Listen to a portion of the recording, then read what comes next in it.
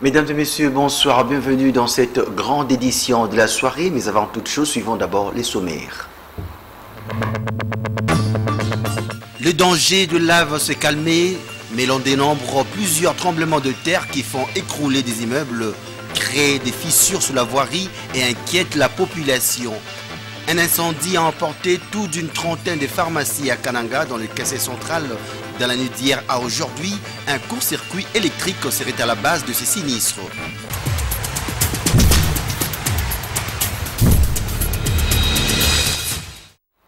Vous l'avez suivi au sommaire, plus de 30 pharmacies et maisons de vente en cendres. L'origine de ce feu est encore inconnue. Il faut dire qu'il a causé d'importants dégâts matériels. C'est grâce à l'intervention du service anti-incendie de la RVA que le feu a été maîtrisé. Le fait s'est déroulé dans la nuit de mardi 25 à mercredi 26 mai au stade Kachama dans la commune de Katoka. Soyen Toumba Mofika nous en dit plus.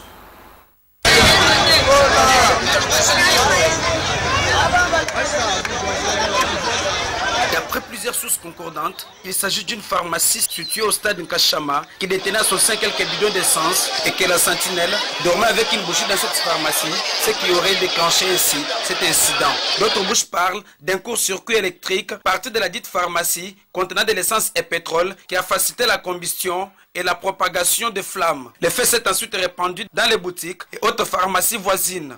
Pendant ce temps, des personnes non autrement identifiées se sont livrées au piège systématique de bien d'autres maisons de vente se trouvant le long du marché Kachama. Plusieurs dégâts matériels importants sont à signaler après l'intervention tardive du véhicule anti-incendie de la RVA.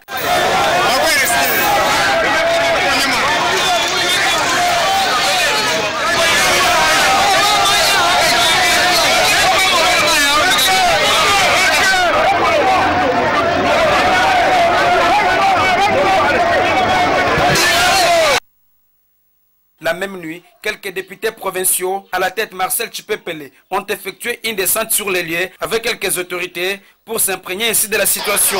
Il faut noter qu'au même endroit, un incendie s'était déclenché en date du 17 février 2020, causant ici plusieurs dégâts matériels.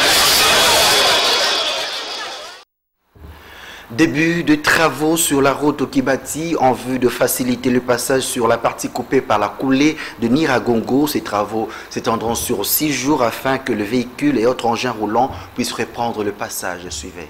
Début ce mardi 25 mai, des travaux devront aboutir à relier les bouts de la route coupée par la lave de l'éruption volcanique du Nyiragongo à Kibati, territoire de Nyiragongo. La société congolaise de construction Sokok, sur demande du gouvernement, a évalué la tâche à réaliser et décidé de remblayer l'espace de 1700 mètres détruits avec une largeur de 10 mètres pour faciliter dans l'urgence le passage afin de permettre à la ville de Goma d'être alimentée par de nombreux camions qui stationnent sur la route, a dit l'ingénieur Amani Kassigondo Jacques, directeur général de l'entreprise rencontrée sur les chantiers. Nous, en tant qu'entreprise de construction basée à Goma, nous avons les soucis de cette route qui était endommagée par la lave volcanique. Raison pour laquelle nous sommes ici sur demande des autorités provinciales. Ils nous ont confié cette tâche de chercher comment ou réouvrir cette route qui est enclavée par la lave. Ok, ce qui sera fait pour l'instant, ça ne sera pas vraiment, on ne saura pas décaper cette couche, mais on va prendre la scorie volcanique qu'on va recharger au-dessus de cette couche pour permettre d'abord, premièrement, d'évacuer plus de 150 camions qui se trouvent de l'autre côté, des Rutshuru, de traverser et arriver à Goma. Parce qu'il y a beaucoup de trucs qui sont bloqués, notamment de l'eau, la nourriture, les haricots sont bloqués de l'autre côté. Raison de notre mission ici. si vous constatez au niveau des Mounigui, il y a nos camions qui sont en train de charger la scorie volcanique qui vont amener ici et nous commençons les rechargements. Durant ces travaux, une main-d'œuvre locale sera recrutée et des mécanismes de sécurisation du passage sont déjà envisagés. En attendant la fin des travaux qui sont annoncés dans les heures qui suivent, les populations qui vivent à Kibumba, à Rutshuru et dans la partie nord de la ville de Goma continuent de traverser la coulée du 22 mai 2021 au niveau de Kibati, non loin de Kilimanyoka. Justement, le bilan s'est alourdi en termes de dégâts matériels des personnes touchées par l'éruption volcanique de Nyiragongo. On fait le point avec Célestin Kassereka, qui est directeur de l'Observatoire volcanologique de Goma. Nous venons d'effectuer ce vol depuis 12h30 autour des sites éruptifs de Nyiragongo de 2021. C'était le 22 mai 2021. Et nous venons d'observer qu'il y a eu une ouverture de fracture. Et cette ouverture, la lave est sortie par les fractures et aussi il y a un autre vent à côté. La lave a coupé la route Goma-Rutshuru et aussi la lave a consommé certaines agglomérations voisines de Goma. Nous avons Mutaho, nous avons Kabaya, nous avons Kasenyi, nous avons aussi une partie de Bouhene. Alors, qu'est-ce que nous observons? Nous observons que la coulée de lave s'est arrêtée, n'évolue plus, mais les tremblements de terre continuent à être ressentis. Nous n'avons pas eu la chance de voir l'intérieur du cratère, à l'intérieur du cratère de Nyiragongo. On aurait émis deux hypothèses. Si nous avions vu la lave dans le cratère de Nyiragongo, nous pourrions dire que les fracturations des tremblements de terre causées par les tremblements de terre, ce sera une nouvelle activité. Dans le cas contraire, si on n'avait pas de lave dans le cratère de Nyiragongo, on aurait dit que ce tremblement de terre se produisent puisque la terre est en train de reconstituer son équilibre. Donc voilà un peu, nous sommes devant une ambiguïté puisque nous n'avons pas observé l'intérieur du cratère à cause du brouillard. Tout à fait autre chose, le Parlement congolais est invité à augmenter les budgets de l'État dans le secteur de la recherche scientifique. À l'issue d'une observation notée par la rédaction d'Antena, il nous est demandé à nous, Congolais, de pouvoir cultiver l'esprit planificateur. La réflexion est signée pour vous par Eric Izami. Par rapport à son poids réel, le budget de l'État en République démocratique du Congo reste modeste. Les efforts sont consentis et l'on est toujours loin du compte. Aussi, un autre chapitre négligé porte le nom de la recherche scientifique. Selon le ministre José Mpanda, son département avait 0,2% de l'ensemble du budget national. Ensuite, il a été revu à la hausse un tout petit peu jusqu'à atteindre 0,5%, mais les standards au niveau du continent africain exigent d'avoir au moins 1%. En règle générale, le Congolais, dans sa manière de vivre, n'est pas planificateur, de la base au sommet. Il n'y a pas vraiment le respect du canevas convenu. Nous pleurons à Goma, une vaste ville, belle, habitée par près d'1 million d'habitants. Pendant que le politique de tous bords se querelle à Kinshasa, l'observatoire volcanologique de Goma a manqué de fonctionner à plein régime, faute de moyens. Et pour n'avoir pas suivi pas à pas les mouvements sismiques, l'éruption volcanique a hélas surpris tout un peuple et les Congolais en sont à compter leurs regrets.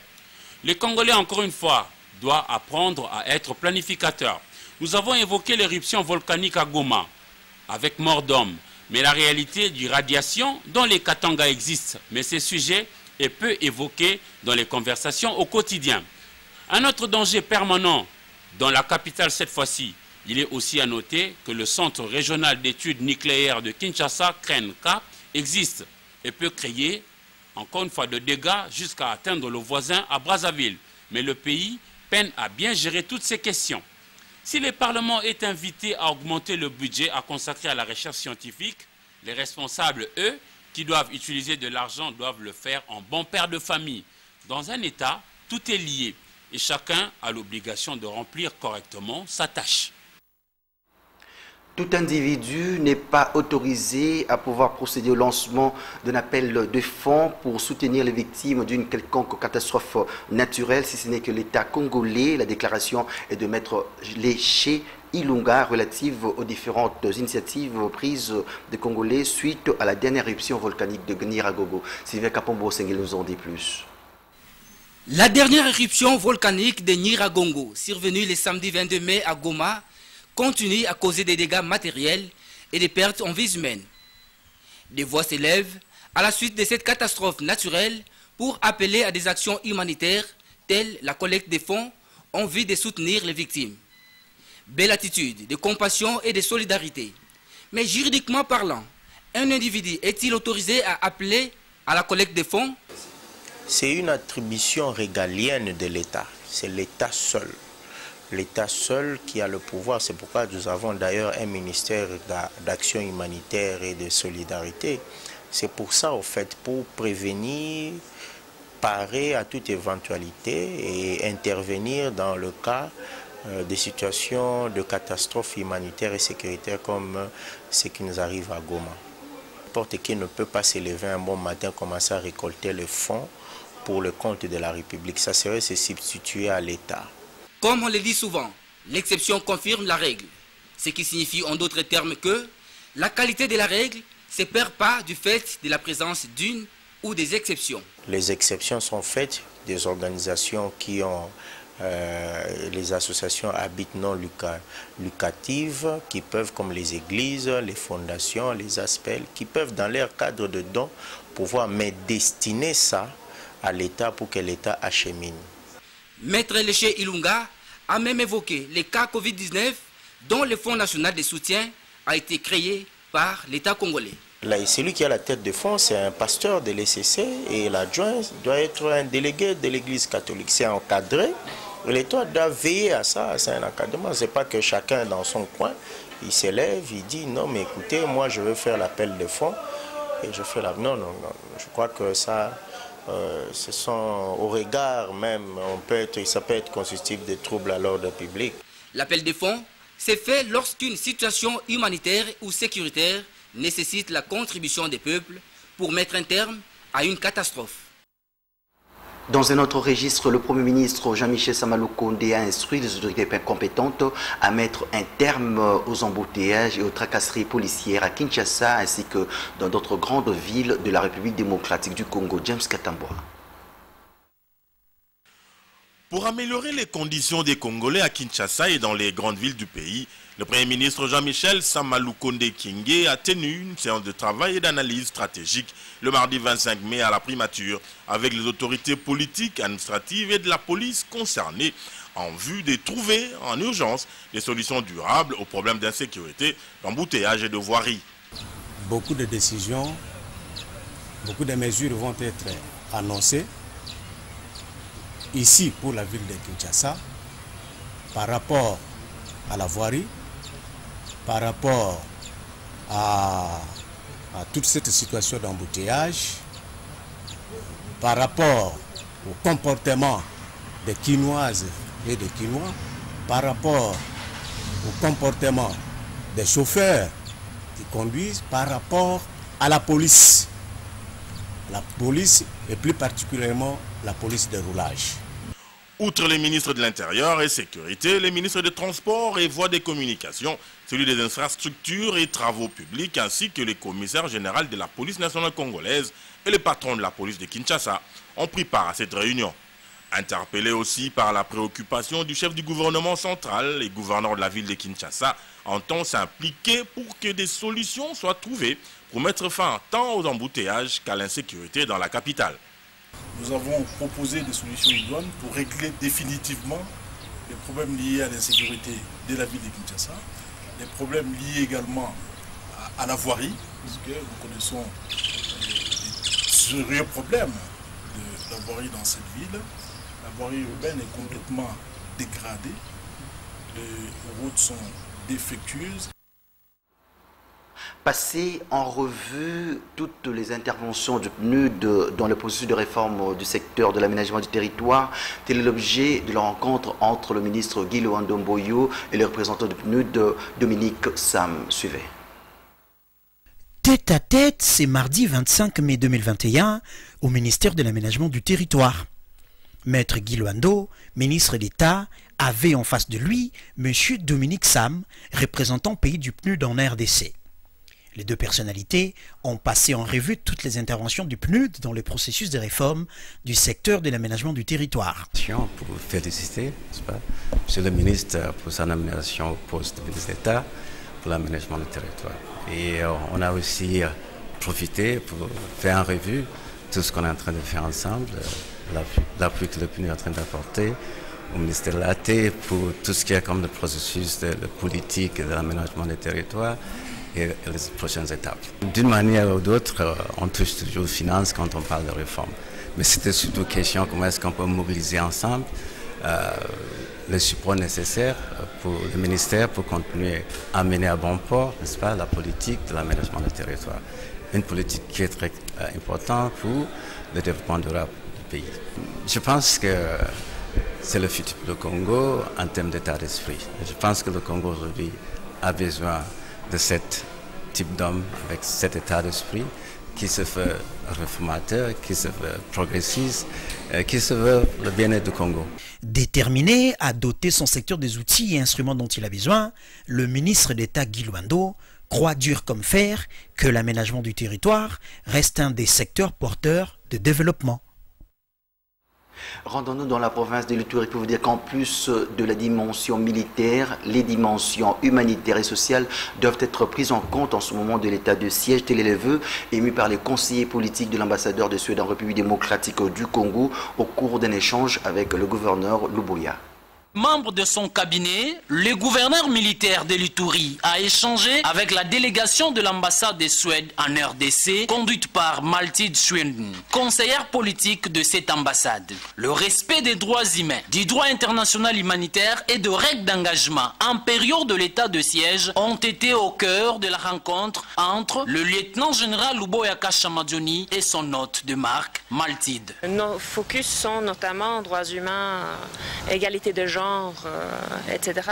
et aussi les actions humanitaires. Il a mentionné l'importance de suivre les règles d'engagement, des comportements, ce qui est très important, et aussi la proportionnalité dans toute opération. C'est très important pour tout le monde, les groupes armés, les autorités, chaque acteur partout dans le monde, de toujours suivre le droit international, surtout concernant les droits humains et le droit international humanitaire. Pour le lieutenant-général Luboya, gouverneur militaire de l'Ituri, des instructions claires et précises ont été données par le président de la République, chef de l'État et commandant suprême des forces armées pour l'observance stricte et sans faille, non seulement de principes de droits humains, du droit international humanitaire et de règles d'engagement pendant l'état de siège, mais aussi et surtout la protection des populations et leurs biens, ainsi que la lutte sans merci contre le milice en vue de l'instauration de la paix, la sécurité et de l'autorité de l'État dans l'ensemble de la province de l'Ituri. Parmi les clés de réussite se trouvent la discipline, le professionnalisme de militaires et de policiers dans la conduite des opérations, a souligné le lieutenant-général Luboya Kashamadjoni.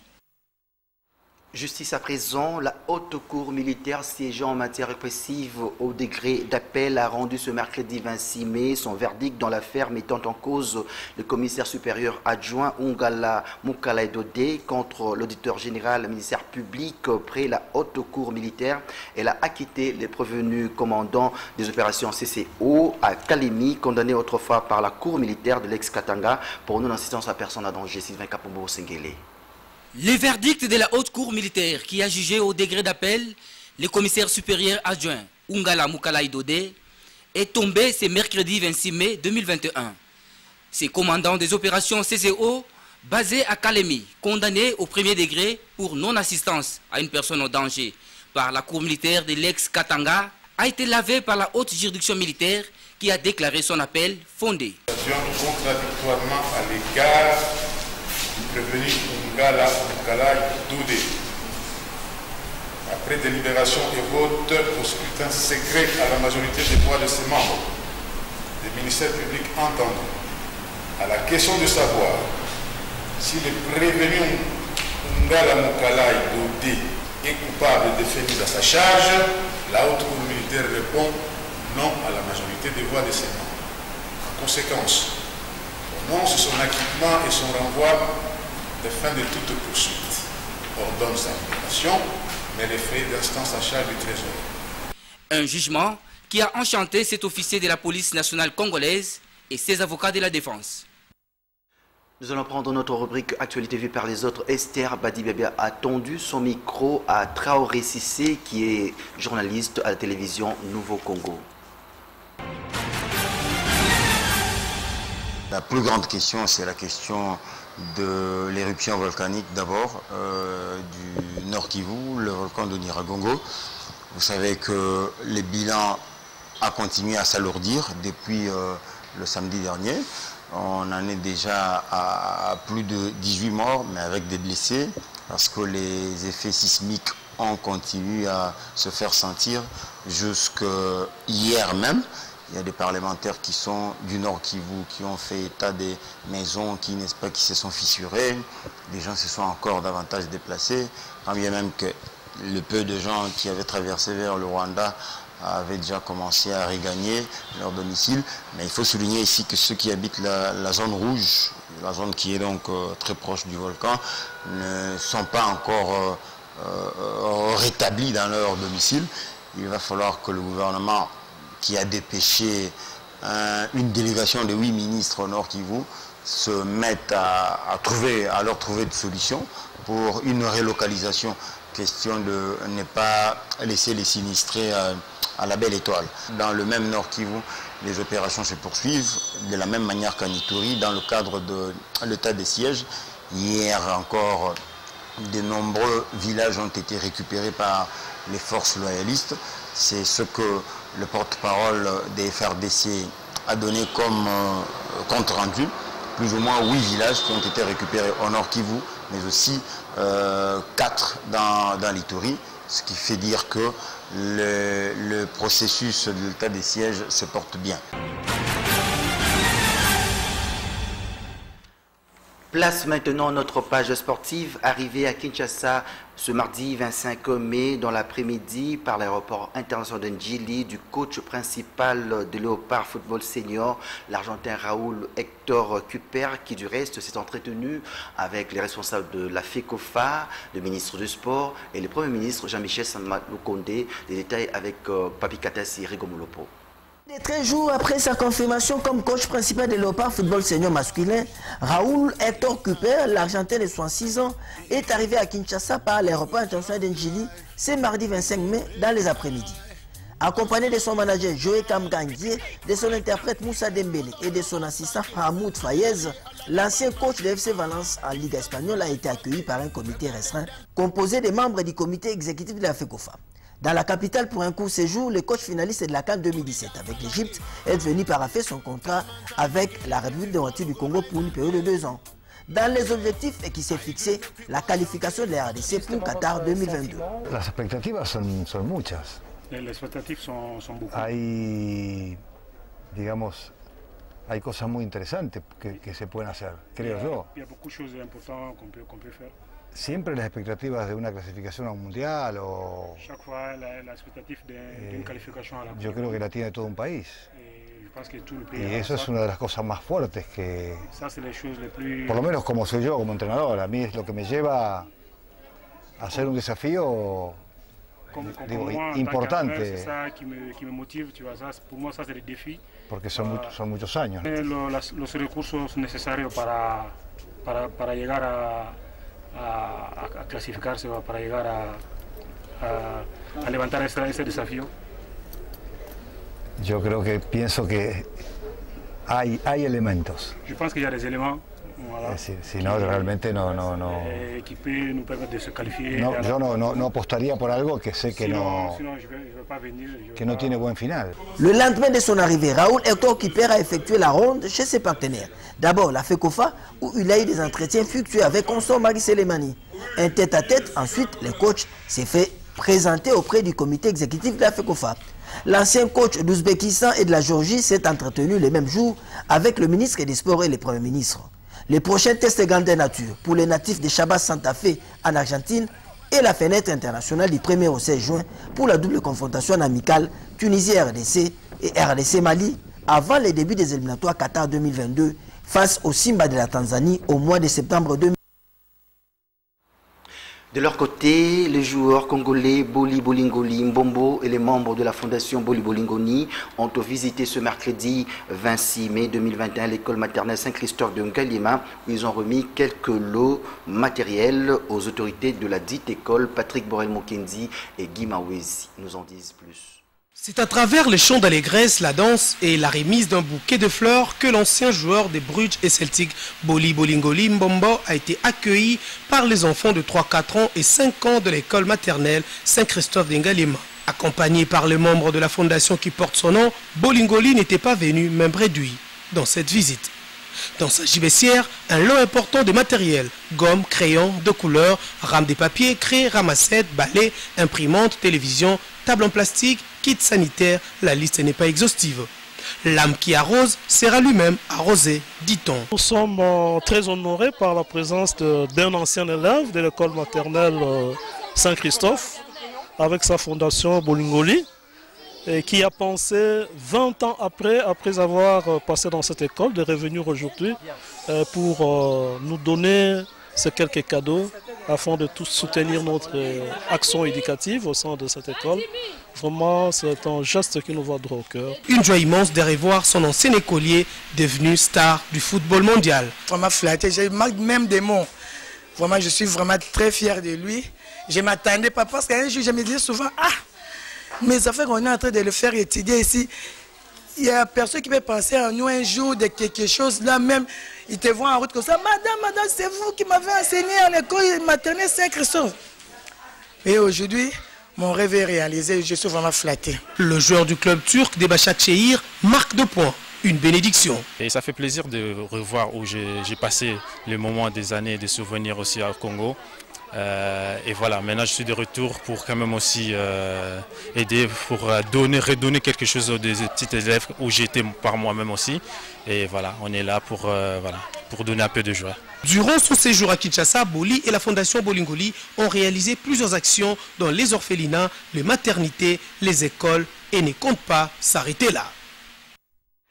La Ligue de football de Kinshasa Lefkin a procédé au tirage au sort du second tour de la montée au championnat de l'entente provinciale de football EPFKIN le mardi 25 mai au stade de Martyrs.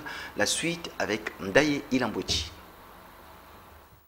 Le match du deuxième tour pour la montée à l'entente provinciale de football de Kinshasa et EPFKIN se joue jeudi 27 mai 2021. Au terme du tirage au sort organisé mardi au stade de Martyrs de la Pentecôte par la Ligue de football de Kinshasa Lefkin.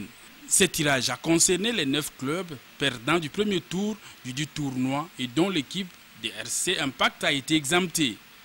Ce qui a fait que cet exercice de la loterie accouche de 4 combinaisons dont 2 se joueront au terrain du centre Oudjana et 2 autres au terrain de la police nationale congolaise de la commune de Lemba. Les résultats de ces tirages se présentent comme suit. Saint-Étienne matchera FC Bossali. Ndanou City croisera Seforbel. Bumbu croisera Broder. GSM matchera Mazisport. Les dirigeants n'ont pas caché les impressions. Nous vous devons beaucoup de respect, vous les dirigeants de club. Parce que comme j'ai l'habitude de le dire, si les clubs n'existaient pas, les ententes, les cercles, les ententes, les ligues et la fédération n'existeraient pas non plus. Donc, nous devons, d'abord commençons par nous, les dirigeants des entités, vous devons beaucoup de respect. Bonne chance aux équipes qui vont jouer cette compétition de la montée au championnat de l'entente provinciale de football de Kinshasa et EPFKIN. Nous allons suivre la revue de presse signée pour vous par Polydor Patrick Ngaziami.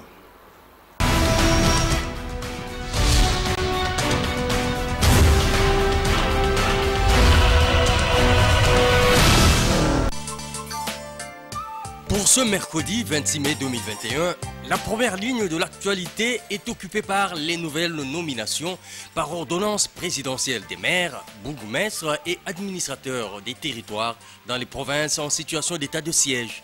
C'est depuis hier, 25 mai, que le Nord Kivu et l'Ituri sont totalement passés sous l'administration militaire. Et dans sa livraison de ce mercredi, Forum des As publie la liste de ces nouvelles autorités.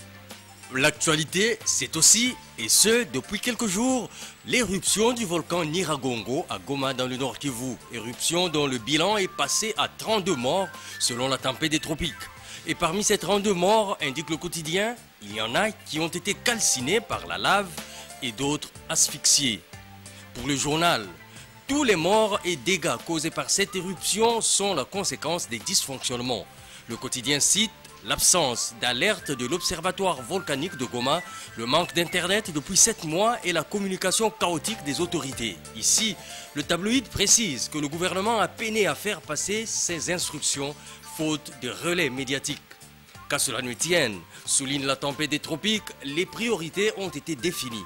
Les besoins urgents sont l'abri et l'assainissement des lieux de refuge des nombreuses personnes déplacées, la réouverture de l'aéroport de Goma pour permettre à la communauté humanitaire de fournir l'assistance et la restauration du trafic entre Goma et Rutshuru pour faciliter l'accès de la nourriture à la ville.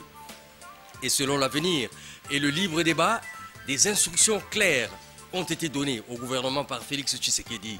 La présence de la délégation gouvernementale à Goma en est la preuve. Les deux journaux notent que c'est le président de la République lui-même qui coordonne la gestion de cette catastrophe, ce qui est aussi relevé par l'agence congolaise de presse. Et pendant ce temps, renseigne Africa News, le Premier ministre Samalou Kondé mobilise les humanitaires. Le journal évoque la première réunion du cadre national de concertation humanitaire avec toutes les parties prenantes tenue le 24 mai dernier sous la présidence du Premier ministre. Des propositions ont été faites en guise d'apport à la résolution des problèmes des habitants de Goma. La prospérité cite celle du Congrès des démocrates pour le progrès social pour la République qui propose la délocalisation de la ville de Goma. Pour son leader François-Xavier Betchika, l'étendue de l'espace territorial vers Saké, par exemple, pourrait éventuellement répondre aux critères d'un site convenable qui épargnerait un jour les populations de Goma d'un cataclysme irréversible éventuel. Bonsoir.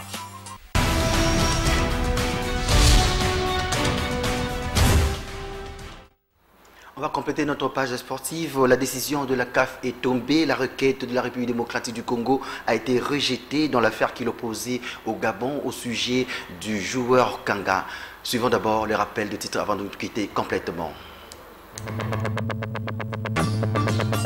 Le danger de lave s'est calmé, mais l'on dénombre plusieurs tremblements de terre qui font écrouler des immeubles, créent des fissures sur la voirie et inquiètent la population. Un incendie a emporté tout d'une trentaine de pharmacies à Kananga dans le quartier central. Dans la nuit d'hier à aujourd'hui, un court-circuit électrique serait à la base de ces sinistres. Ce journal est complètement terminé. Merci de l'avoir suivi. Excellente suite de programmes sur la chaîne des références. Au revoir.